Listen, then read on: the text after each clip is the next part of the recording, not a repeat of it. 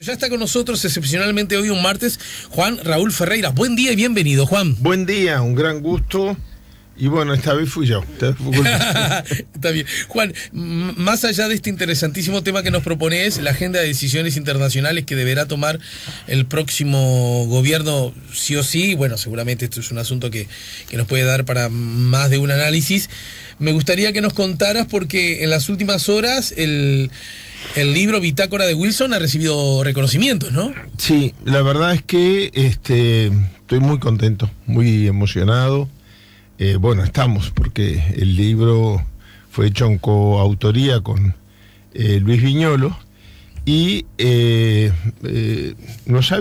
verdad que nos habían chismeado que estaban nominados para 2 premios, y para los 2 premios para los que estaban nominados en Brasil obtuvo el primer lugar. Uno es un premio que otorga anualmente la Orden de Abogados de Brasil. Yo el otro día me puse a pensar, no me acuerdo ahora exactamente, pero cuando vi la cantidad de abogados que pertenecen a la orden, claro, Brasil es un país muy, muy grande, ¿no? Acá el Colegio de Abogados es muy prestigioso, es muy importante, pero claro, en Brasil es una institución fortísima, ¿no? Y otorga un premio anual a los derechos humanos, que en este caso se lo lleva el libro. A veces se lo dan un libro, a veces se lo dan una película, a veces se lo dan una persona, a veces se lo dan una institución. Bueno, en este caso lo vamos a recibir nosotros, pero el premiado es el trabajo nuestro, no nosotros. Y luego la Asociación de la Prensa del Brasil también tiene una tradición de anualmente hacer varios reconocimientos de distinto tipo, y este año el libro había sido nominado y obtuvo el premio a la mejor crónica histórica. También la Asociación de la Prensa del Brasil es una institución de los trabajadores de la prensa, o sea, de los periodistas, no de los dueños de los diarios, que tienen su propia institución.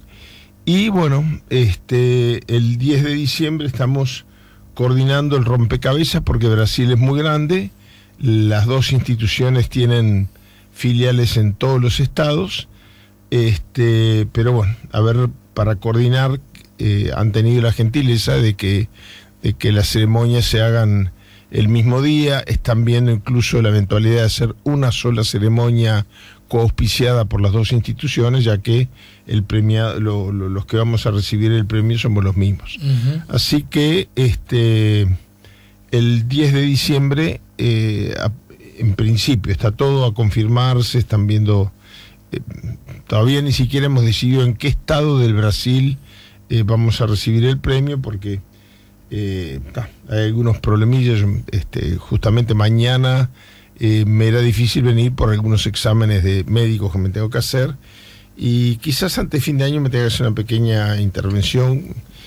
Bueno, y hay que armar todo ese rompecabezas. Pero el libro ha sido premiado entonces, premio Mejor Crónica Periodística por la Asociación de la Prensa, premio de Derechos Humanos por la Orden de Abogados de Brasil. Bien, repito, más allá de que este asunto en sí mismo, además conforme pase el tiempo, más datos y más aristas tendremos acerca del mismo. Bueno, lo cierto es que, entre otras cosas, un gobierno recién instalado va a tener que asumir una agenda de decisiones de carácter internacional, muchas que empiezan de cero, muchas que son continuadoras de otras, muchas que deberán ser, que tomarán rumbos distintos según la característica de los gobiernos, y muchas que deberán iniciarse o terminarse. En fin, el abanico es casi interminable, ¿no es cierto?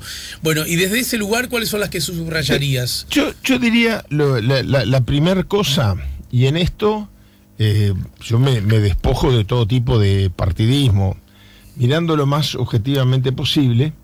Creo que el Uruguay en general, la política exterior como tal y la Cancillería como tal no son taquilleros ante la opinión pública, no son temas muy, muy taquilleros. Entonces, cuando se llega a la segunda vuelta, prácticamente, aunque no había habido una designación formal en el Partido Nacional, sí en el Frente Amplio, pero prácticamente el perfil que se manejaba para la Cancillería era parecido. Un economista, porque entonces la gente lo asocia rápidamente a comercio exterior, ¿no? Entonces, el candidato Daniel Martínez había elegido al contador Astori y se hablaba con mucha intensidad de la posibilidad que el propio contendiente en la primera vuelta y luego parte de la misma coalición, Ernesto Talvi, fue profesor mío, dicho sea de paso, ocuparan, si ganaba uno o el otro, el Ministerio de Relaciones Exteriores. Yo, en lo personal... Un profesor menor que vos, ¿no? Sí. Uno asocia que los profesores son más grandes que uno, pero según en qué etapa... debe ser más grande que lo que parece también. Yo no tengo idea qué edad tiene.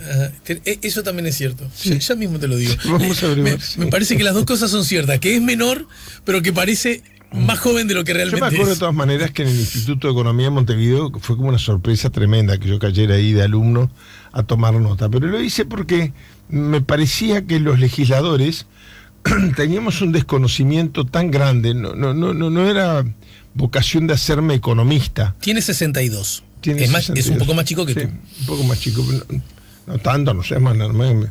Bueno, sí, yo cumplo 67 el mes que viene, en realidad. Sí. Bueno, pero en todo caso, el perfil de economista... No digo que no tengan que ser economistas, pero creo que la señal que se quiso mandar es política exterior igual comercio exterior. No, para eso abramos un Ministerio de Comercio Exterior. La política, no son la misma cosa. No son la misma cosa. Y creo que los dos partidos mandaron en ese sentido la misma señal. A ver, ayer o antes de ayer estuve cenando con una persona que yo quiero mucho, que es increíble que a la edad que tiene tenga la lucidez y la capacidad de seguir activa, etcétera, que es Belela Herrera, que fue viceministra, fue en realidad la única mujer que pasó por un cargo de jerarquía importante en el Ministerio de Relaciones Exteriores. Primer gobierno del Frente Amplio, ¿no? Primer gobierno del Frente Amplio. Y ella me decía, es increíble, por ejemplo, que cuando se habla un embajador se diga peyorativamente, despectivamente, vive yendo a cócteles, vive yendo a recepciones. Sí.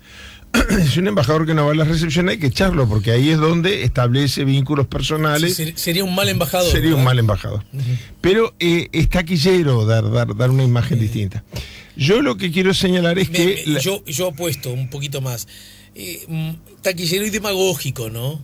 Un poquito demagógico. Porque en el sentido de que yo creo que tipo no... Un economista puede ser un gran canciller, pero que hay que tener cuidado de no confundir que el rol de la Cancillería hay cosas de la política exterior y de la inserción internacional de un país que no pasan por decisiones económicas. Terminan teniendo un impacto económico, porque muchas veces el Uruguay accede a tratos preferenciales, arancelarios y cosas estrictamente económicas por su política exterior, más allá del partido que está en el gobierno, por el prestigio de su política exterior. No es por casualidad que hubo un momento que teníamos el presidente del Consejo de Seguridad de Naciones Unidas, el presidente de la Asamblea General de Naciones Unidas, el secretario general de la OEA y el presidente del Banco Interamericano de Desarrollo. Perdón, el presidente de la Asamblea Permanente del Consejo Permanente de la OEA. Esto es mucho antes de Almagro, era Baena Suárez el secretario general. Entonces, digo, uno mira como el Uruguay, Enrique Iglesias fue secretario general de la CEPAL, fue presidente del BID. Bueno, muchas veces es por el prestigio que tiene el Uruguay en las posiciones diplomáticas, aunque no pasen estrictamente por lo económico. Terminan teniendo una repercusión económica. Ahora... ¿Por qué arrancas por ahí, digamos? Bueno, porque creo que eso es un tema que yo creo que cometieron un error parejo, es decir, que la señal no fue la correcta, tanto del Frente como del Partido Nacional. Los dos con un economista es como decir, acá lo único que importa es ver si hacemos un acuerdo con la Unión Europea, por decir algo, ¿no? Déjame que te pelee. Sí, claro. Déjame que tenga una mirada con cierto matiz. Creo que aplica para los dos. Un poco más para Danilo Astori, diría simplemente por una trayectoria, quiero decir. Claro. Es verdad que Ernesto Talvi es un hombre que desde la perspectiva de su reconocimiento académico, profesional, está muy fuertemente vinculado a lo económico, ¿verdad? En su condición de economista, incluso de prestigio internacional, ¿no es cierto? Pero también es cierto que en el ultimísimo, pero muy intenso tramo, su arribaje a la arena política, y yo agregaría su exitoso arribaje a la arena política, uno pueda suponer que esa predesignación tenga además un componente que va más allá de lo económico. Naturalmente. Eso con Talvi. Y lo de Astori yo diría que es mucho más todavía. Esto que acabo de decir con Talvi, con el caso Astori, simplemente hablo de trayectoria política, si bien de un economista, contador en realidad, porque creo que en la época que se recibió la distinción no era tal, su condición de hombre de la economía, si bien ha estado siempre marcando su impronta, es un hombre que hace política desde hace 50 años, es un hombre de la política. Sí. Y además en el caso de Astori me da la impresión, esto se puede decir, primero se puede decir siempre, pero en este contexto, sin que sea acusado uno de que quiere llevar agua para no sé qué tipo de molino, el reconocimiento a nivel internacional que Astori tiene como figura de la academia y también de la forma de hacer política, me parece que también lo pone en un lugar que no lo coloca exclusivamente en el escalón del economista que va a hacer negocio, sí, para ver si le logramos vender más papas. Y creo que además también se ve atenuado el tema que planteé por el hecho de que por lo que yo he oído hasta ahora, Talvi ha insistido en que en caso de ir a la Cancillería iría acompañado por un subsecretario de carrera, que eso puede también equilibrar mucho las cosas. Simplemente lo dije como señalando, bueno, las decisiones más importantes que el nuevo gobierno tiene que tomar no son estrictamente económicas, son básicamente diplomáticas. Y todas yo creo que terminan por el problema de el enfrentamiento que están viviendo nuestros vecinos y qué papel va a jugar Uruguay ahí. Nuestros vecinos grandes. Nuestros dos únicos vecinos, que los dos son gigantes, ¿no? Claro. Son los dos países más grandes de América del Sur, los que nos toca tener de vecinos, y con ambos, curiosamente, mucha gente no lo sabe, tenemos frontera seca, porque todo el mundo cree que con Argentina nos separan solo los ríos, pero la isla de Martín García, a raíz del sedimento, quedó unida a la de Timoteo Domínguez. Bueno, aunque parezca mentira, ese es un tema irresuelto. Hay que mojonar la frontera seca con Argentina. Mira. En la isla. Argentina es bastante reticente a ello. Bueno, lo cierto es que los grandes desafíos que se abren, algunos ya ha habido definiciones, en otros ha habido definiciones, pero yo no sé si no van a cambiar, y en otros no se han hecho declaraciones públicas. Un tema importante que ha estado en el tapete, algunas declaraciones ha hecho el presidente electo Lacalle Pou, es el tema del Grupo de Lima. ¿Uruguay vuelve al Grupo de Lima o se va del Grupo de Lima? Cuando Uruguay se fue, el doctor Lacalle Pou fue muy crítico. Ahora, yo no voy a entrar a opinar si está bien o mal estar en el Grupo de Lima, ese es otro tema. Y yo digo cómo están las cosas ahora. Lo lógico es que si fue muy crítico, ahora se reincorpore Uruguay al Grupo de Lima. También es cierto que cuando fue crítico porque Uruguay salió, el Grupo de Lima tenía un peso relativo en el continente que hoy no tiene. No se está reuniendo, por ejemplo, ¿no? No nombraron un secretario general permanente que se había planteado en un principio. Entonces, el hecho de que el doctor Lacalle Pou haya estado en contra de la salida del Grupo de Lima no quiere decir necesariamente que a la luz de la nueva coyuntura y relación de fuerzas en el continente se vuelva al Grupo de Lima. Pero ahí tenemos un tema de definición importante. El otro tema que va muy de la mano con el del Grupo de Lima, ya algunas declaraciones han habido. Venezuela. ¿Qué va a hacer el nuevo gobierno con Venezuela? Yo escuché algunas declaraciones del doctor Lacalle Pou sobre el eventual reconocimiento al gobierno de Guaidó. Bueno, ganó él. Entonces, él siempre se opuso al reconocimiento del gobierno Maduro. También ahí, yo digo, el momento en que él fue muy crítico por el no reconocimiento al presidente autoproclamado de Venezuela, la figura de Guaidó jugaba como una pieza de ajedrez clave en encontrar una solución al conflicto de Venezuela, que hoy no es tan así. Por ejemplo, los Estados Unidos, que apostaron todos sus boletos a la presidencia de Guaidó como figura de transición, ya hoy están en otra cosa. Ya todo el tema de a quién pertenece la embajada de Washington y a quién reconoce. Es más, trascendió una conversación, ahora que todas las conversaciones salen grabadas en las redes al poco tiempo, del presidente Trump prácticamente diciendo que le habían hecho una Trump-A con el tema de Guaidó y que él había tenido otra expectativa, de que al apoyar un presidente opositor, no en el exilio, porque en realidad vive en Venezuela, entra y sale. Entonces, por un lado, uno diría, bueno, es lo lógico que el nuevo gobierno, pero en todo caso, es una decisión que tiene que tomar. Pero también yo tengo algunas dudas de qué va a hacer, porque hoy Guaidó, repito, no está percibido por la comunidad internacional como una figura clave.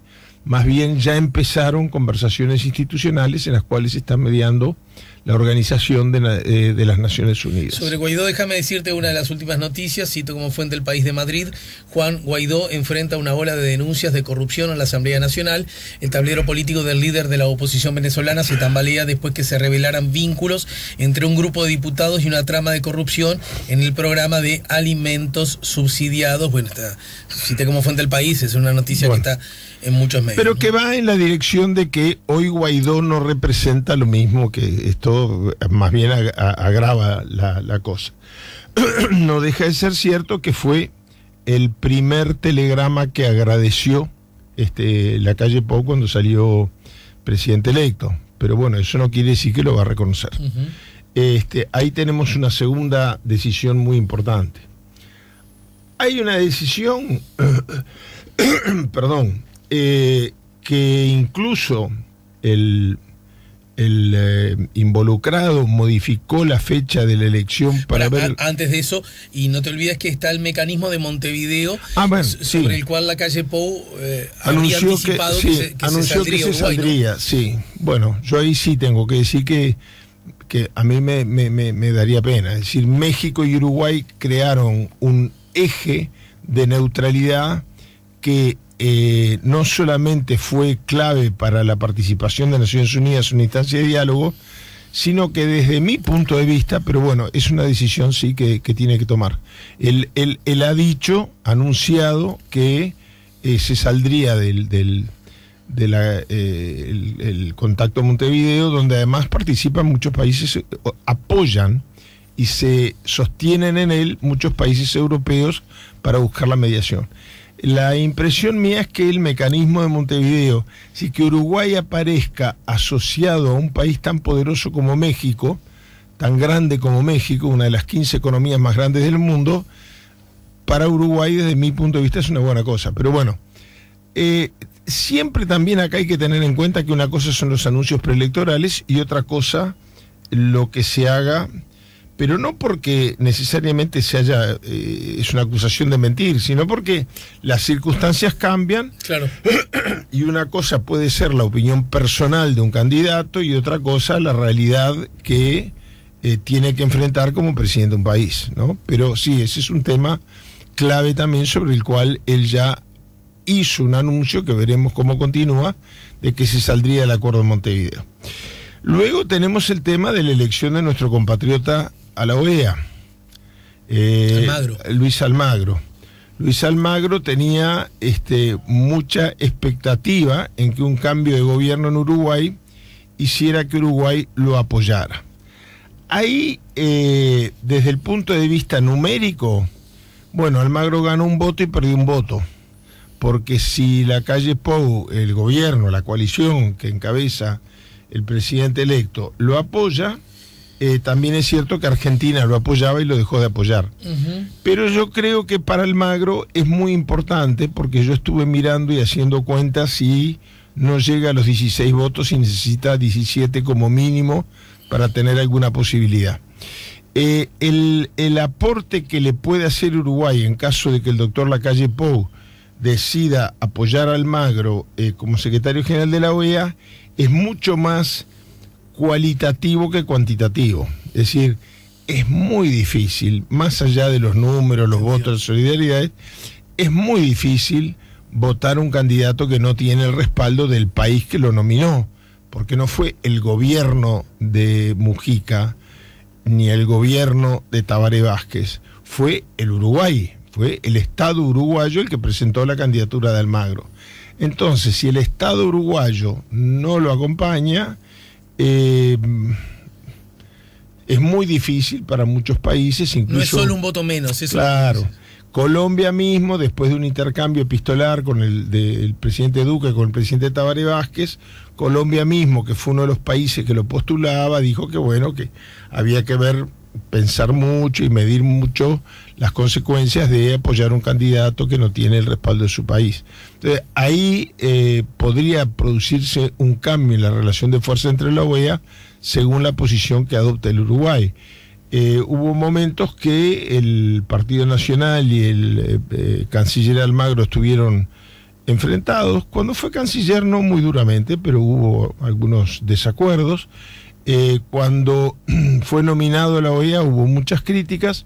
Luego Almagro cambia de posición radicalmente. El Partido Nacional no se solidariza con él en un primer momento, sino que dice, bueno, no es confiable alguien que cambia tan abruptamente de posición.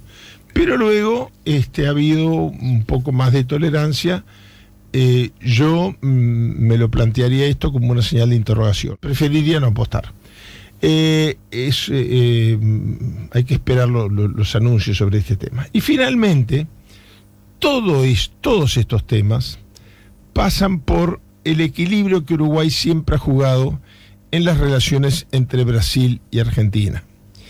En este momento se dio una circunstancia muy particular, creo que no tiene antecedentes en la historia, donde el presidente del Brasil, el que había ganado ya las elecciones y ya en ejercicio del poder, se manifiesta abiertamente a favor de un candidato a Lacalle Pou. Y el presidente electo de la Argentina se manifiesta abiertamente a favor de Daniel Martínez.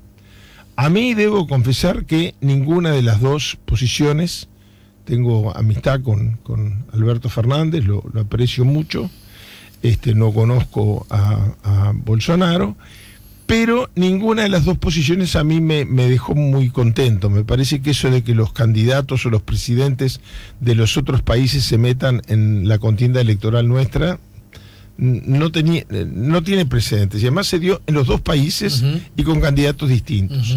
Bueno, ahí yo creo que la Cancillería y el gobierno, el presidente de la República, el canciller que sea finalmente formalmente designado, van a tener que reconocer que el Uruguay tiene una gran oportunidad en un momento en que Brasil y Argentina están enfrentados, de ser una especie de factor de equilibrio, una especie de puente de encuentro entre Argentina y Brasil.